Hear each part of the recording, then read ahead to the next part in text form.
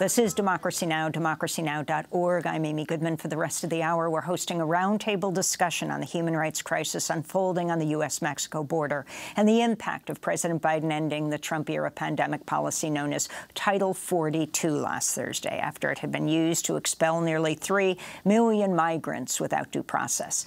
A lawsuit filed Monday argues Border Patrol has now forced many migrants into makeshift open-air camps that violate custody standards. We're joined now by 3 guests. All of them are just back from the border. 2 of them joined a delegation monitoring the situation.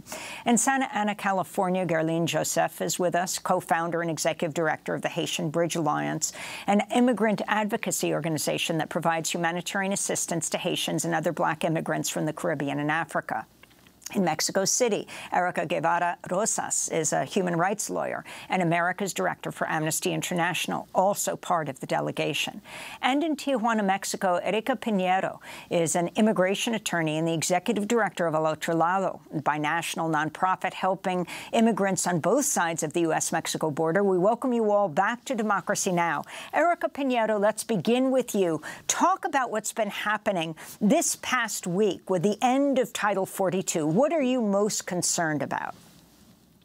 Well, unlike all of the predictions, we did not see a surge of migrants. We did have many migrants who had been waiting patiently, some for years, to seek asylum at ports of entry, who were left with a lot of fear and confusion about the end of this policy because they had heard that the Biden administration's new policies would actually further restrict their access to asylum. And so when Title 42 ended, many of them tried to present themselves at the port of entry, which is consistent with the law and consistent with what Customs and Border Protection told us would be possible. But instead, they were turned back and made their way into these makeshift camps that thousands of people ended up in by yesterday. And so in these makeshift camps, Border Patrol was not letting people leave, but they were also not providing food. They were not providing water. They were not providing medical care.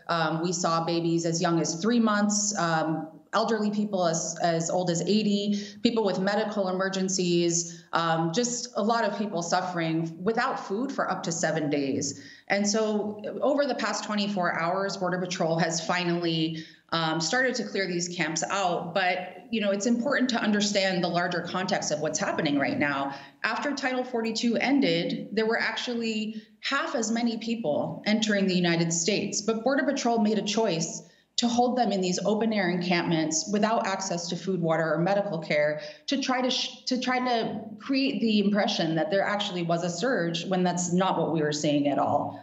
So my biggest concern is that will continue to happen on the border.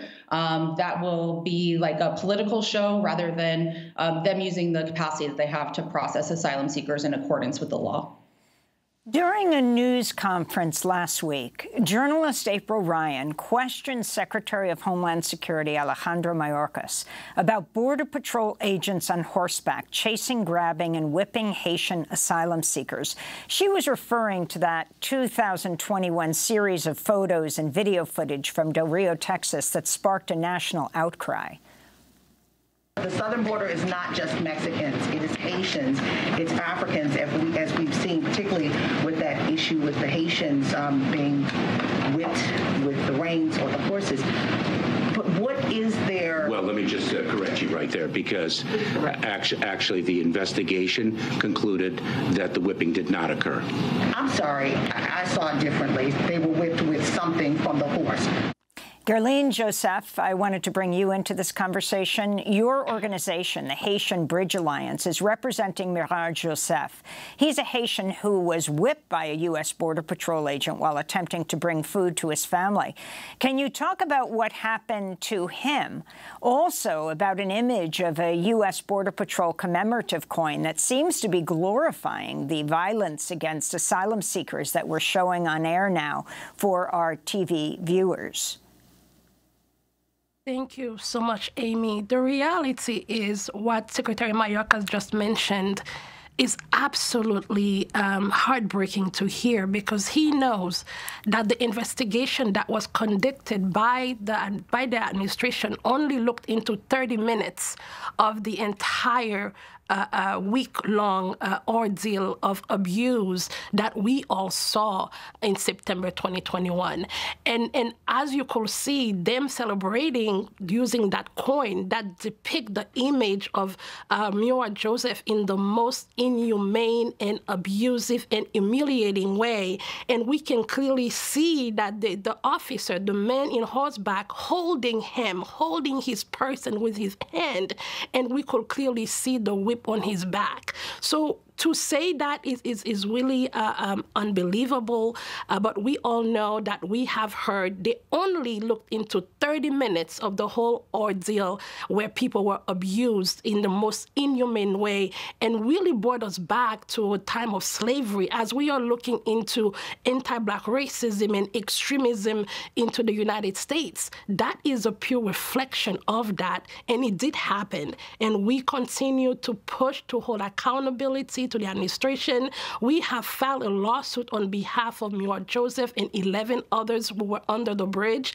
And we also want people to understand that over 21,000 people have been deported to Haiti, including Jozef, including his family, his little girl who turned 2 years old under the bridge, where he was bringing food to them because in the United States we were not providing the bare necessities for them. That is the reality that we continue to live, and that is the reality that we continue to see at the U.S. Mexico border, where people are patiently waiting and trying to use CBP-1 to get an appointment, which has been proven to be extremely difficult, especially for people with darker skin colors. In April, Ryan had a bigger point going right through to today in 2023, is how in particular Black asylum seekers, Black refugees are being treated or being protected. And she made the point that the Black Americans who went into Mexico and were killed by gangs,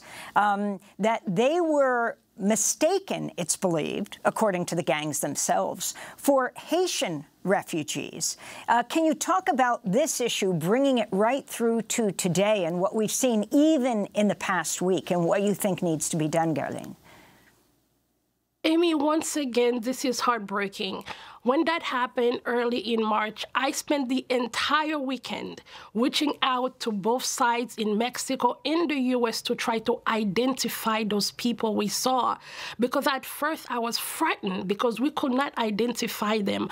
We clearly saw, if it wasn't for the video and the pictures that went viral, those people would have been lost without a trace. Whether they are U.S. citizens with a U.S. passport or they were Haitian refugees, the moment Black people arrive, they do not matter. The reality is, whether you are from Haiti or the United States, the U.S. Mexico is unsafe for them, because we clearly said you can be killed, disappear, kidnapped at any time. But if the only reason why we were able to really discuss that is because they found out that they had American passports. And I will tell you that I personally spent the entire weekend pushing both in Mexico and in the U.S. to identify those people and try to locate them. And it wasn't until that Monday we finally had heard that they were U.S. citizens and they were mistaken for being Haitian migrant, Haitian asylum seekers, because they are prey, they are vulnerable. And when they are taken, there's no recourse, there's nobody to speak on their behalf, and we continue to see the entire system is fully rooted in anti-Black racism on both sides of the border. You've gone to funerals of Haitians who have died in Mexico? We have had funerals almost every month of people who have died in Mexico. We unfortunately just lost a little baby girl who was born in Reynosa, and we tried to get an emergency evacuation to get her to a hospital in McAllen. Unfortunately, it was too late. So we literally buried those we can find, and those who just disappear without a trace. We cannot even tell you how many people have just disappeared without a trace. Whether they are Haitians, indigenous women, Black and brown, they disappear without a trace every single day at the U.S. Mexico border. And we specifically continue to bury people every single month. I wanted to bring Erika Guevara-Rosas into this conversation. We're speaking to you in Mexico City, the Americas Director for Amnesty International. Can you talk about how Mexico is cooperating with the United States? President Biden just had, I think it was an hour-long conversation with AMLO, the president of Mexico, and what you think needs to be done, the effect of this cooperation between the two countries on the issue of migrants.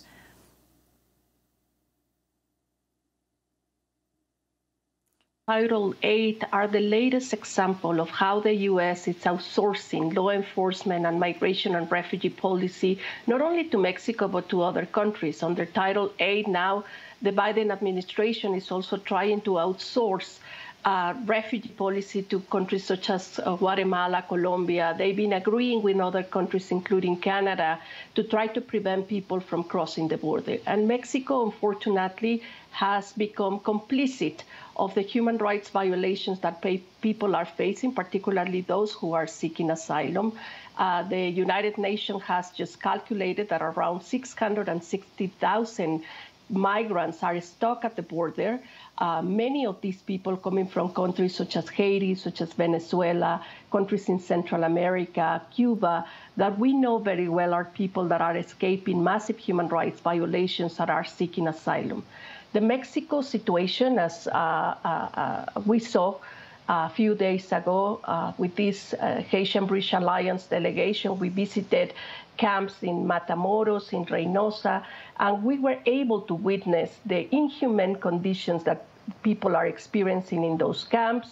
It's thanks to local organizations, to individuals that are providing assistance to those people in need of protection, that they are able to receive some food, some medical attention. But in reality, both governments are not fulfilling their international obligations to provide assistance and protection to those people that are seeking asylum or are trying to seek asylum.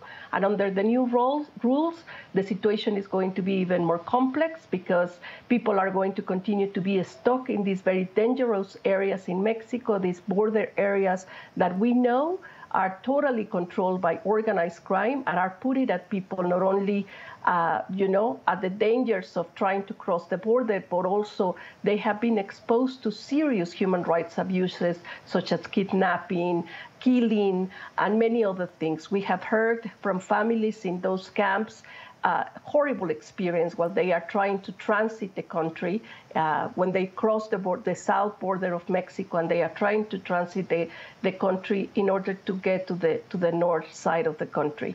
And unfortunately, all these situations, all these abuses, all violations of human rights are in total impunity because Mexican authorities are not investigating, are not creating paths for people to transit in safety ways. And on the contrary, Mexico just announced that they are going to prevent people from traveling to the southern border to the north of the country. They are not going to provide with any transit visa, so they are forcing people to find other ways, other paths that unfortunately are continue to expose them to the violence committed by the organized crime. You have said that organized crime is one of the biggest beneficiaries of these policies. But can you also talk about the federal prosecutors in April in Mexico filing charges against the nation's top immigration official over that fire in the border city of Ciudad Juarez, right across from El Paso, which killed some 40 migrants? Amy, 40 migrants were killed under custody of the Mexican state. They were detained, arbitrarily detained, only because of their migration status. We saw the images of authorities, the indolence of authorities while people were, in a place on fire. They didn't do anything to protect them. They didn't do anything to rescue them. And unfortunately, 40 died, and many others continue to be injured. Some of them continue to be at the hospital. The investigation that is being carried out has been already lead to the detention of some authorities, low-ranking authorities that were present at the detention center. The National Institute of Migration director has been also brought into the investigation, but he continues to be in his position. He continues to manage the immigration policy of Mexico. He continues, unfortunately, to create conditions for migrants to be at risk. The militarization continues under the National Institute of Migration, and we don't see, unfortunately, that this investigation is going to lead into real justice for those who were killed in this horrible, horrible situation in Ciudad Juárez. And when we talk about the other side of the border, our side, the U.S. side, Erika Pinheiro, your group, Otro Lado, and other groups have filed a civil complaint about grave violations of rights in the U.S. committed by U.S. Customs and Border Protection agents, namely Border Patrol agents, who for months have used an open-air corridor between the primary and secondary walls west of San Isidro Port of Entry in California as a holding area for migrants without complying with custody standards. Can you explain what's happening there and what we should understand about the border right now? Yeah, so we've had this camp of several hundred people right across the border from San Diego for the past week now. It was finally cleared yesterday after a lot of noise made by civil rights organizations like my own and others who are working along the border. Like I mentioned earlier, Border Patrol is holding people in this area without providing even the minimum food, water, and medical care, even for people who are medically vulnerable. And we've also seen several other camps further east in remote desert areas with over 1,000 people who are being held in similar situations.